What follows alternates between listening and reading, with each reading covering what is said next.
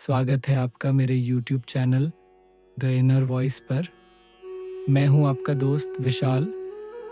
आज हम एक ऐसे कड़वे सच का सामना करने वाले हैं जिसे सुनना आसान नहीं, पर जो हमें भीतर से जगा देगा।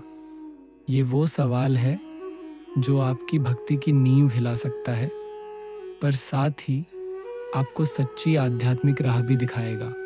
आप देख रहे हैं कबीर वाणी विद ओशोज विजडम का भाग 9, अंधे हरि बिना को तेरा।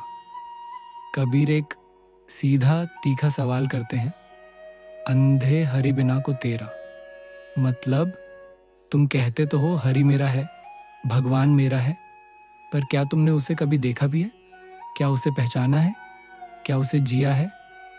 अगर नहीं तो फिर ये तुम्हारा मेरा तेरा क्यों? क्या ये सिर्फ एक दावा है जो बिना अनुभव के खोखला है?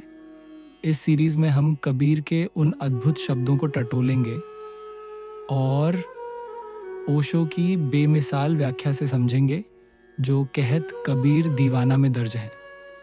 मेरा मकसद है इन गूढ़ बातों को इतना आसान बनाना कि हम सब मिलकर सोच सकें। ये बातें आज की भीड़ भरी दुनिया में हमारे लिए क्या मायने रखती हैं, कैसे एक आम इंसान भी इन सच्चाइयों को अपनाकर अंधविश्वास से बाहर आकर सच्चे अनुभव तक पहुंच सकता है। तो चलिए शुरू करते हैं ये आंखें खोलने वाला सफर कबीर और ओशो के संग। ओशो कहते हैं, अंधा आदमी सोच सकता है पर देख नहीं सकता, वो तर्क कर सकता है पर अनुभव नहीं कर सकता। सोचिए, आजकल हम धर्म के नाम पर कितना कुछ मान लेते हैं। मेरे भगवान ऐसे हैं, मेरे धर्म में ये लिखा है, बिना खुद अनुभव किए। ये बुद्धि से बनी धारणाएं हैं, जैसे अंधेरे में लकड़ी की छड़ी से रास्ता टटोलना। आप बस अंदाज़ा लगाते हैं पर असलियत दिखती नहीं। पर आत्मा का रास्ता प्रकाश से खुलता है, न कि अनुमान से।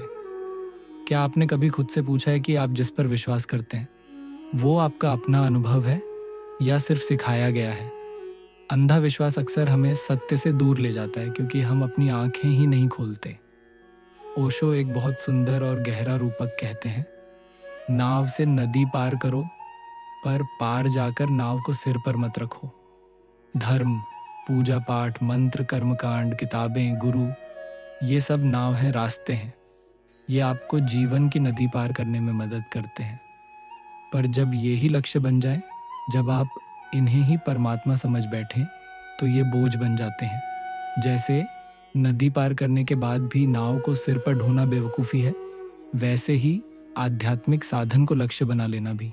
आज हम कितनी बार धर्म के रिचुअल्स में ही उलझ जाते हैं और भूल जाते हैं कि उनका असली मकसद क्या था। क्या आप भी ऐसी कोई नाव सिर पर ढो रहे हैं जिसे अब छोड़ देना चाहिए? कबीर एक और तीखी बात कहते हैं, संसार कांटा है लेकिन धर्म भी एक कांटा हो सकता है। ये हैरान करने वाला है ना?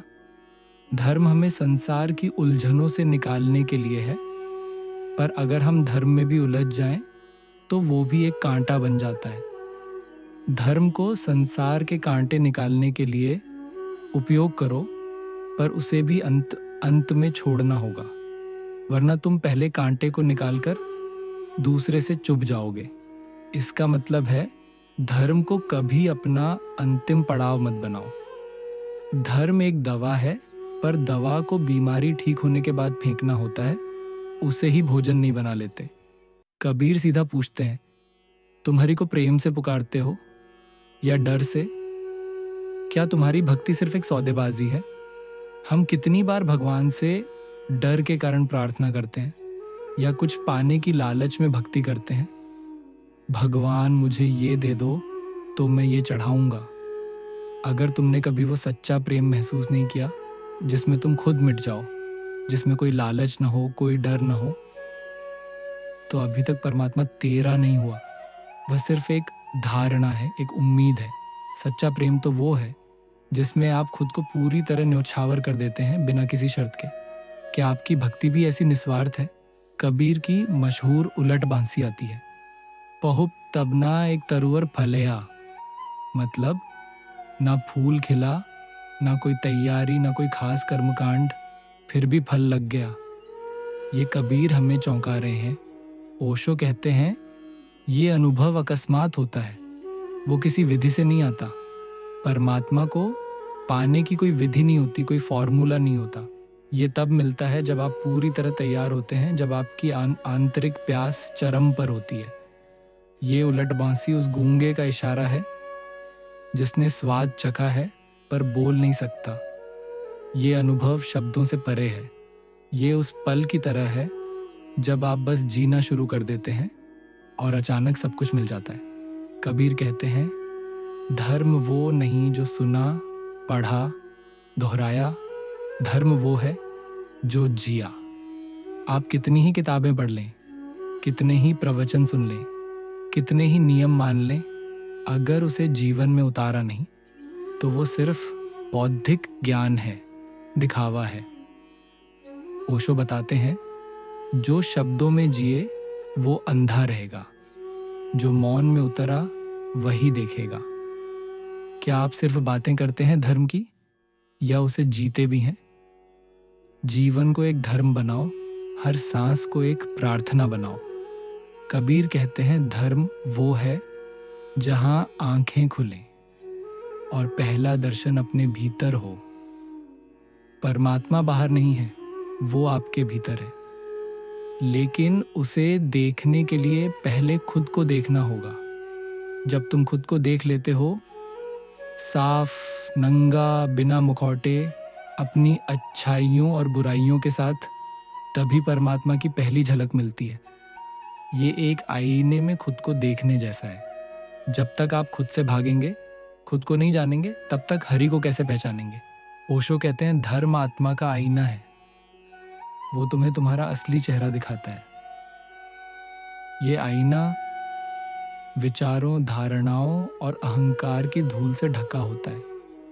जब ये आईना साफ होता है, जब आप अपने मन को शांत करते हैं, अपने अहंकार को मिटाते हैं, तो तुम में ही हरि झलकने लगता है। तब तुम्हें बाहर कहीं ढूंढने की जरूरत नहीं पड़ती, क्योंकि परमात्मा तुम्हारे ही भीतर मुस्कुराता हुआ दिख जाता है।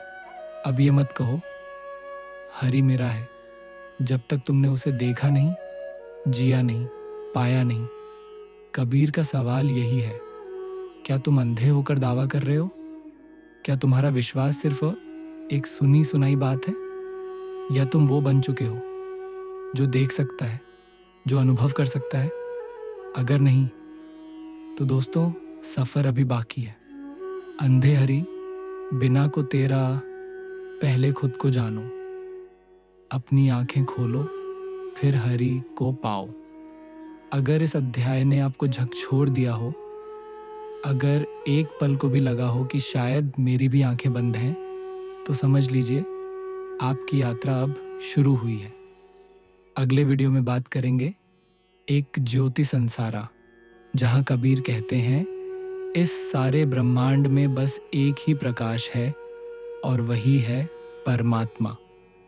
जानिए क्या हर प्राणी में वही रोशनी है, और फिर हम अलग क्यों दिखते हैं?